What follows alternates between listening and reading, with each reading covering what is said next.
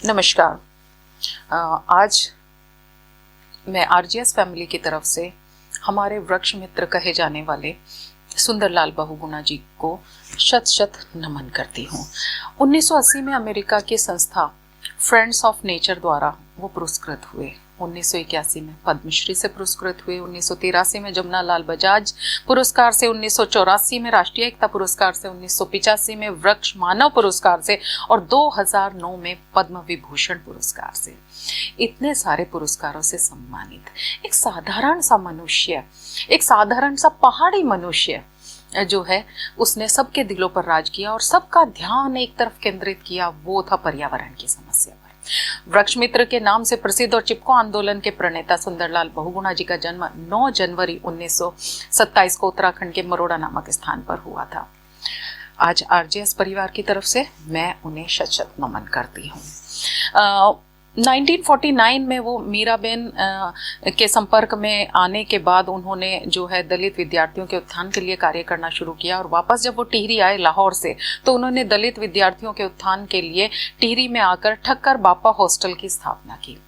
दलितों के लिए मंदिर में प्रवेश के अधिकार के लिए उन्होंने बहुत लड़ाई लड़ी।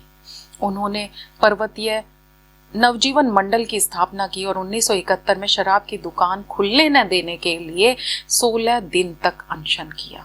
पर्यावरण को ही अपनी स्थायी संपत्ति मानने वाले सुंदरलाल बहुगुणा जी को पर्यावरण गांधी के नाम से भी आप सब लोग जानते हैं। 1972 के तत्कालिक उत्तर प्रदेश और आज के वर्तमान उत्तराखंड के चमोली जिले में चिपको आंदोलन ने उस समय पूरे देश में पर्यावरण चिंतन के लिए एक तरह से क्रांति की ज्वाला या लहर जो है जगा दी थी। उन दिनों अखबारों की हेडलाइन ही यही होती थी कि चिपको आंदोलन, महिलाओं ने पेड़ से लिपट कर जंगल की रक्षा के लिए की जंगल की रक्षा, चिपको आंदोलन, पेड़ों को बचाने की मुहिम के आगे झुक गई सरकार, ग्रामीणों की हिम्मत को आज भी दुनिया करती है सलाम, चिपको आंदोलन की तस्वीर से बेहद प्रभावित हुई थाईलैंड की राजकुमारी, इत्यादि इत्यादि इत्यादि। ये जो सारे काम हुए हैं वो एक गौरा देवी जी थी जो चिपको आंदोलन के लिए मेन भूमिका में थी, लेकिन उनके साथ जो अडिग होकर खड़े रहे वो थे सुंदरलाल बहुगुणा जी। तो गौरा जी जो थी, उनके साथ सुंदरलाल बहुगुणा जी ने इसमें बहुत काम किया और साथ ही साथ कामरेड गोविंद सिंह रावत जी ने, चंडी प्रसाद भट्ट जी ने। और ये था वृक्षों का जो व्यवहारिक कटान रोकने के लिए, वृक्षों पर आश्रित लोग जो थे उनके आश्रय के लिए लड़ाई लड़ने के लिए, अपने पर्यावरण की लड़ाई लड़ने के लिए। तो चिपको आंदोलन के बारे में आप सब जानते हैं, लेकिन मैं जो आगे की बात जो करना चाहती हूँ कि ये वही आंदोलन था, सुंदरलाल बहुगुणा जी के नेतृत्व में जो आंदोलन आगे आया, ये वही आंदोलन था जिसने हमारी संसद को, हमारी सरकार को झकझोर के रख दिया और सरकार के साथ साथ पर्यावरण प्रेमियों का भी ध्यान अपनी ओर आकर्षित किया।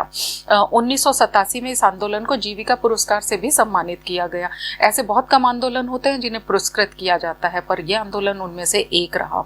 इससे क्या हुआ कि केंद्रीय राजनीतिक एजेंडे में पर्यावरण एक सघन मुद्दा बन गया और उसकी वजह से भारत में 1980 का वन संरक्षण अधिनियम और केंद्र सरकार में पर्यावरण मंत्रालय का गठन हुआ। तो एक आदमी की बदौलत हमें इतनी सब चीज़ें मिली, इतना सब सोचने को मिला। और इसी आंदोलन के कारण 1980 में तत्कालिक प्रधानमंत्री इंदिरा गांधी ने हिमाचल प्रदेश में वनों के कटान को 15 सालों के लिए पूरी तरह से बंद कर दिया। जी हाँ, ऐसे आदमी को हम आज सलाम करते हैं, सल्यूट करते हैं, जिन्होंने हमारा विजन बदल दिया, हमारा दृष्टिकोण बदल दिया और एक सेंसिटिव मुद्दे पर हम सबका ध्यान आकर्षित किया। चिपको आंदोलन के एक घोषवाक्य के साथ मैं अपनी बात को आज खत्म करना चाहूंगी। क्या है जंगल के उपकार? क्या है जंगल के उपकार? मिट्टी, पानी और बयार। बयार माने हवा। क्या है जंगल के उपकार? मिट्टी, पानी और बयार। मिट्टी, पानी और बयार जिंदा रहने के आधार। जी हाँ, इसी के साथ मैं सुंदरलाल बहुगुणा जी को दोबारा नमन करती हूँ। आरजीएस परिवार की तरफ से सुंदरलाल बहुगुणा जी को मेरा शत शत नमन। धन्यवाद, शुक्रिया।